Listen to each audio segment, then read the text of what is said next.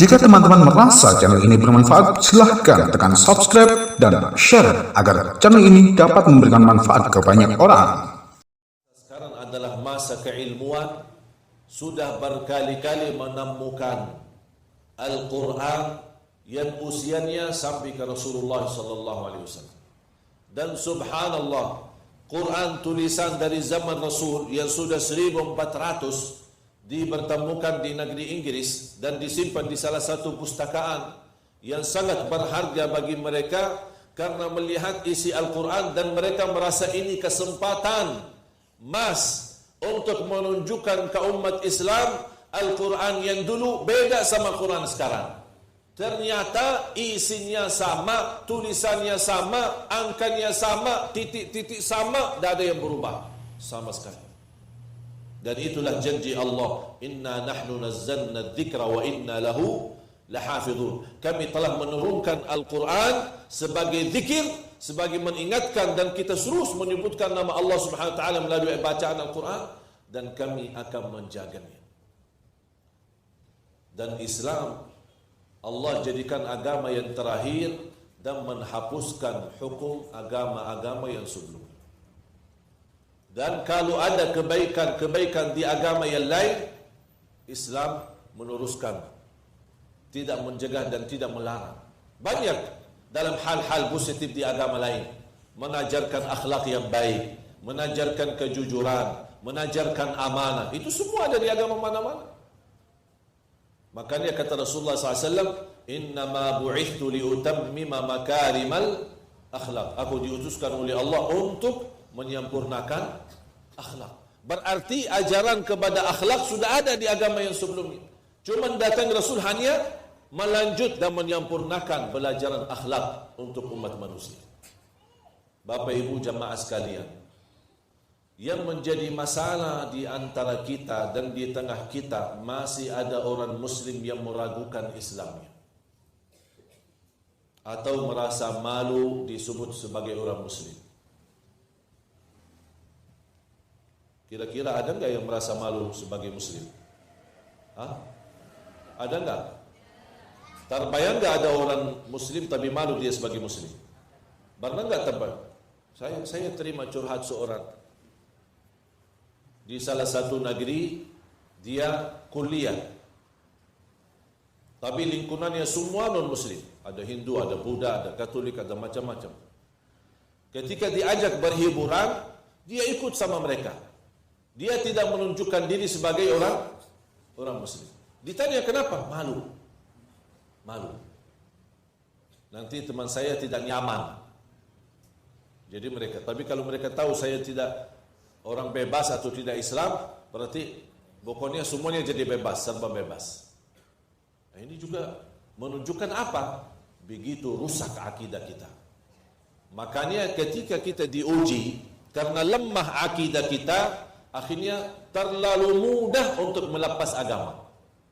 Makanya jangan heran kalau ada orang gara-gara bacarannya dia melepaskan Islam supaya bisa dicintai sama pacarnya atau dia setuju untuk menikahinya, melepaskan agama Islam.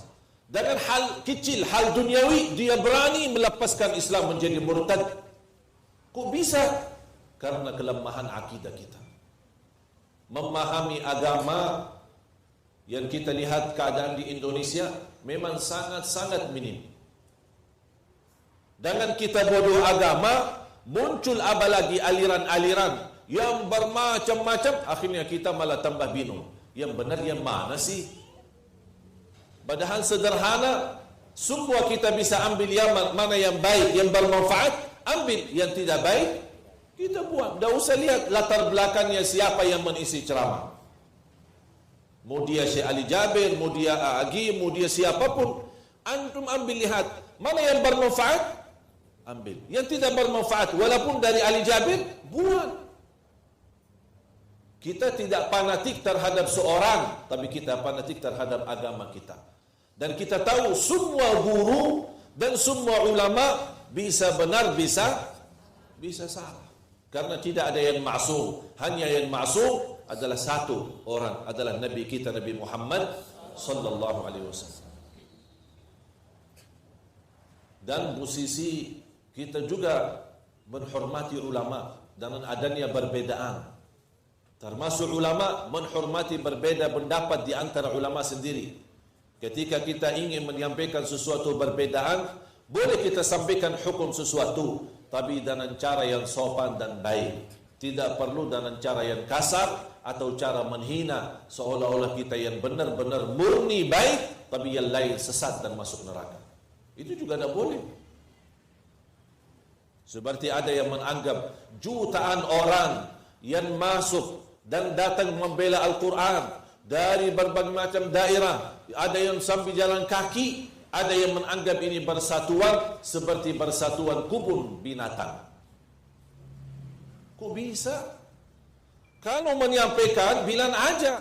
Tak boleh demo, tidak boleh seperti ini. Udah selesai. Itu namanya pendapat. Dan kita sebagai umat Islam harus belajar menerima perbedaan pendapat. Tapi jangan karena kita punya pendapat, yang orang yang tidak mengikuti kita, kita hina, kita sesatkan, seolah-olah dia keluar dari jalur Islam. Na'udzubillah min zalik. Makanya kembali lagi jamaah sekalian, subhanallah, semakin belajar Al-Quran dan agama Islam, sungguh akan semakin tahu diri bodoh. Saya sejak 13 tahun menjadi salah satu imam di salah satu masjid di kota Madinah. Tapi sampai titik ini, setiap membaca Al-Quran, mempelajari, mendalami Al-Quran, menemukan ilmu lagi, menambah ilmu lagi. Tak ada habisnya Al-Quran. Tak ada habis. Bisa habis umur kita, belum tentu selesai belajar. Makanya ketika muncul perbedaan, ketahuilah apalagi perbedaan yang disampaikan oleh ulama sebagai ulama tokoh dan yang berilmu, ketahuilah masing-masing punya dasar. Seperti yang setiap tahun, apalagi di bulan Rabiul Awal, itu aja yang dibahas. Maulid itu gimana? Bid'ah atau tidak? Itu aja yang dibahas. Berapa kali Rasulullah SAW bikin maulid? Tunjukkan satu dalil Rasulullah SAW bikin maulid. Rasulullah SAW bukan, kita kan berapa kali rayakan maulid? Setahun sekali ya? Kalau Rasul bukan setahun sekali, setiap hari Senin. Setiap hari Senin adakan maulid. Bagaimana ketika ditanya, ya Rasulullah kenapa puasa hari Senin? Kata Rasulullah SAW, hari Senin karena hari aku lahir. Terus mau jawab apa lagi? Jawab yang seperti itu jelas. Jelas.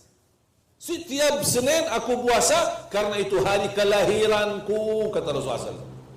Berarti ada tujuan Rasulullah SAW berkata, kelahiranku hari Senin. Mengapa Rasul mengikatkan puasa dengan kelahirannya? Ini yang perlu kita gali, fahami, dalami, pelajari, dan belum tentu sampai. Begitu luas ilmu. Itu makanya ulama ada berbeda. Saya terima orang-orang yang berkata maulid itu bid'ah, karena memang kekuatan dasar mereka apa? Tidak ada perintah untuk bikin maulid. Memang tidak ada. Ya ayyuhalladzina amanu bikin maulid. Tidak ada dalam Quran. Tapi kira-kira ada enggak larangan? Ya ayyuhalladzina amanu jangan bikin maulid. Ada enggak? Tak ada juga. Tak ada perintah, tidak ada larangan, makanya muncul berbeda. Dan itulah sikap ulama. Makanya jamaah sekalian, subhanallah, ketika kita belajari demi Allah, semakin banyak kita belajar, semakin tahu luar biasa kekayaan ilmu Islam itu. Contoh sederhana, masalah jamaah kasar.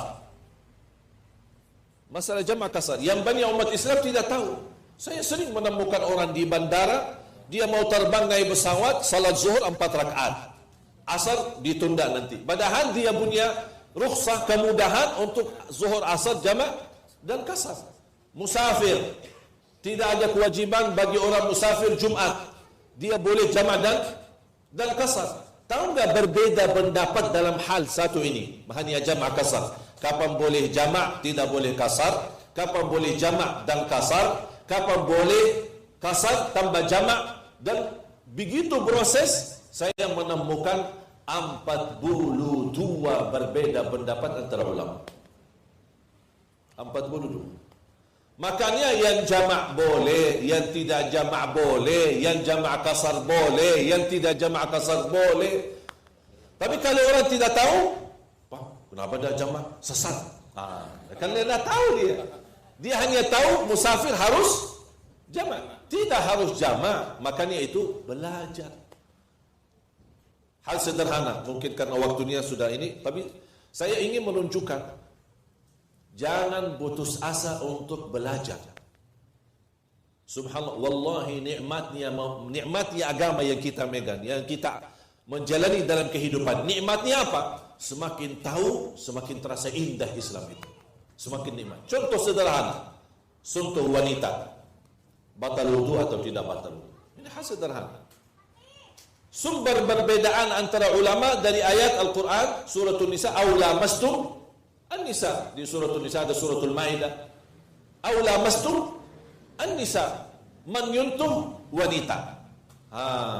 Muncul berbeda antara ulama. Apa yang dimaksud lamastumun nisa, menyentuh wanita? Yang bagaimana menyentuh wanita membatal wudu? Menurut Imam Syafi'i, menyentuh apa saja dari bagian wanita sudah membatal wudu. Imam Maliki mensyaratkan untuk menyentuh dengan sahwat. Imam Hambali sama. Imam Abu Hanifah, yang dimaksud bersentuhan itu bukan bersentuhan kulit dengan kulit, tapi yang dimaksud bersentuhan adalah berhubungan suami istri. Karena menurut beliau lamastum beda sama lamastum. Ini bahasa Arab. Bahasa Arab. Makanya yang tidak mengerti bahasa Arab tidak bakal bisa faham itu. Makanya aku heran ketika ada orang yang membicarakan masalah tafsir, apalagi membahas arti aulia, tapi dia tidak mengerti bahasa Arab. Ya ayyuhalladzina amanu la tattakhidul yahuda wan nasara aulia. Hei orang beriman, jangan jadikan orang Yahudi dan Nasrani sebagai teman sejati bisa, sebagai pemimpin bisa, sebagai penolong bisa, sebagai teman yang dicintai bisa, banyak. Karena aulia dalam bahasa Arab, dan itulah kekayaan bahasa Arab, bisa satu kata memiliki makna yang banyak. Bagaimana bisa menetapkan makna ini yang mana? Adalah sesuai ayat yang dibacakan itu. Aulia bisa jadi teman sejati. Aulia bisa diambil dari waliullah, karena satu wali, banyak aulia, berarti itu waliullah. Tak mungkin yang dimaksud di sini wali. Jadi banyak yang kita harus fahami. Makanya subhanallah, bahasa Arab itu kaya dengan arti dan makna. Sekali lagi jamaah sekalian, menyentuh wanita sebagaimana kata Imam Syafi'i batal wudu. Imam Maliki harus dengan sahwat. Imam Abu Hanifah yang dimaksud sentuhan adalah berhubungan. Pasti ibu-ibu sekarang bingung, terus yang mana yang benar? Betul kan? Menurut saya, kalau saya mau kasih contoh, bisa sampai asar belum selesai. Ya? Contoh-contoh perbedaan, bagaimana solusi kita dalam hal perbedaan, apa yang harus kita mencari jalan keluar. Cuma saya memberi contoh ini aja, masalah sentuhan. Menurut saya, kita ambil sesuai keadaan. Saya selalu ada bahasa, solusinya sesuai keadaan. Misal, kalau lagi tawaf, tidak berlaku mazhab Imam Syafi'i. Karena tidak mungkin kita bisa menjaga diri dari bersentuhan. Karena padat kanan kiri, oh maaf Imam Syafi'i, anda tidak ikut kali ini. Udah. Karena kita lagi tawaf. Dan saya yakin Imam Syafi'i, biar ibu-ibu tahu, dan bapak-bapak jamaah sekalian, Imam Syafi'i punya dua mazhab. Ada mazhab al-qadim, ada mazhab al-jadid. Bahkan ada bukunya. Tapi saya tidak tahu apakah sudah ada terjemahan bahasa Indonesia atau tidak. Mungkin bisa anda tanya Imam Syafi'i dengan mazhabnya yang lama sama mazhab yang baru. Apakah kita bisa berkata, oh Imam Syafi'i dah konsisten, sebentar lama, sebentar yang baru? Kenapa kok ada dua mazhab, lama sama baru? Karena beliau ketika hidup di Irak beda sama keadaan hidup di Mesir, makanya beda fatwa dan beda penyampaian. Dan subhanallah, yang menuliskan buku seorang ulama Indonesia yang memang lama tinggal di Mesir, dan sampai dia lulusan S3, dan dia membuat buku itu dalam bahasa Arab. Imam Syafi'i, madhabuhul qadim wa madhabuhul jadid. Imam Syafi'i dengan mazhabnya yang lama sama mazhab yang baru. Termasuk ketika bersentuhan dengan syahwat. Ada satu hadis di Sahih Bukhari, Rasulullah SAW habis wudu, mencium Siti Aisyah, dan kemudian salat tanpa mengulangi wudu lagi. Muncul lagi berbeda. Ini kan dasar kuat, hadis Sahih Bukhari. Muncul perbedaan. Mohon maaf, tidak semua laki-laki seperti Rasul. Kalau Rasul istilahnya masih bisa bertahan. Ini saya selalu menjawab kembali kepada keadaan. Kalau bapak-bapak tahu diri mencium istri habis wudu nanti bisa lanjut, ya udah usah. Akhirnya dah jadi salah dong. Tapi kalau tahu diri hanya sebatas salam, itu tidak menjadi masalah. Jadi banyak hal yang perlu kita belajari. Cuma sayang sekali karena waktunya begitu singkat. Tapi intinya perbedaan itu ada dan sampai hari kiamat tidak akan bisa berhenti perbedaan itu. Makanya ada satu kaidah, tolong dihafal.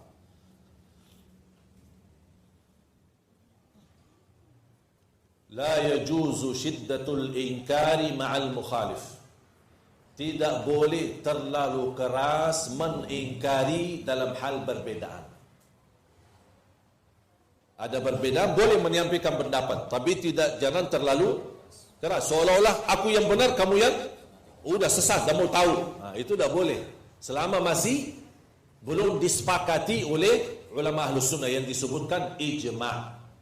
Dan kaidah yang kedua, Imam Syafi'i, ra'yi sawabun yahtamilul khata' wa ra'yu ghairi khata'un yahtamilul sawab. Pendapatku benar bisa jadi salah. Ini kata siapa? Imam Syafi'i. Pendapatku benar bisa jadi salah. Pendapat orang lain salah bisa jadi benar. Udah selesai. Faham? Faham? Apa yang faham? Makanya terus belajar. Jangan melihat siapa ustadznya atau apa latar belakangnya kita mengambil. Yang baik silahkan, yang tidak baik kita buang. Dan kita tetap menghormati ulama. Dan itulah salah satu nikmat. Demi Allah jamaah sekalian, itu merupakan nikmat besar. Umat Islam di Indonesia alhamdulillah masih percaya dan menghormati ulama kita. Ini nikmat bukan main. Karena beberapa waktu lalu saya sendiri melihat sebuah rekaman seorang ulama, cukup ulama besar di Suria. Kemudian dia juga imam dan khatib besar di salah satu masjid. Di saat beliau khutbah Jumat, diturunkan sama militer pemerintah Suria. Diturunkan dari mimbarnya, ditarik sampai di luar dengan kehinaan. Bukan hanya begitu saja, dimukul-mukulan dan berbagai macam disiksa. Dilempar sampai dipecahkan kepalanya dalam lemparan batu besar. Bukan hanya segitu saja, dibelah dadahnya, dipotong kemaluannya, diambil jantungnya dan dimakan. Ini militer Suria. Begitulah keadaan ulama kita di negeri Suria yang sedang benar-benar krisis perang yang sangat luar biasa dahsyatnya. Alhamdulillah kita belum ada. Semoga pertemuan ini membawa berkah untuk kita, dan mudah-mudahan insyaAllah di lain waktu kita bisa dapat luang waktu yang lebih panjang, karena persoalan yang kita sampaikan memang sangat penting. Cuma sayang sekali waktunya bentar. Makanya nanti lain waktu dari habis subuh sampai zuhur ya. Jangan sebentar ya. Terima kasih. Semoga apa yang saya sampaikan bermanfaat. Mudah-mudahan kita semua terus semangat belajar. Makanya ingat firman Allah, Iqra bismi rabbikal ladzi khalaq. Bacalah. Apa inti daripada baca? Belajar. Baca Al-Quran, baca ilmu agama, baca buku-buku terus. Harus kita memiliki ilmu pengetahuan supaya kita bisa mendekatkan diri kepada Allah Subhanahu wa taala dengan cara yang benar. Amin ya rabbal alamin.